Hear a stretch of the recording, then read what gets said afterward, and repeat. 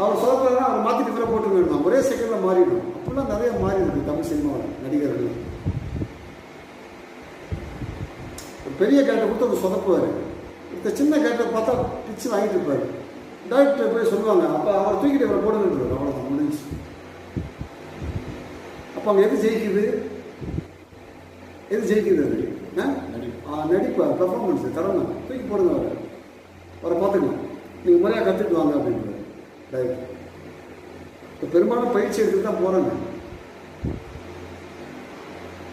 நடிப்புக்கு TikTok dub மேட்சுக்கு சம்மந்தமே கிடையாது. TikTok dub மேட்ச்லாம் famous ஆகலாம், நல்ல ஒரு இதுக்கு வர முடியாது. பெர்ஃபார்மர், நல்ல ஒரு பெர்ஃபார்மராக நீங்கள் இண்டஸ்ட்ரியில் வரணும், நடிகனாக வரணும் அப்படின்னா பயிற்சி ரொம்ப முக்கியம். பயிற்சி இருந்தால் மட்டும் தான் நல்ல நடிகனாக வரணும். புரியுதா நான் சொல்கிறது? அதுதான். இப்போ நீங்கள் பயிற்சியில் வந்து இப்போ நீங்கள் பயிற்சி எடுக்கும்போது தான் தெரிஞ்சுக்கிறீங்க இவ்வளோ விஷயம் இருக்கா அப்படின்ட்டு. இன்னும் அடுத்தடுத்த கிளாஸில் நிறையா விஷயம் நீங்கள் தெரிஞ்சுக்க போகிறீங்க.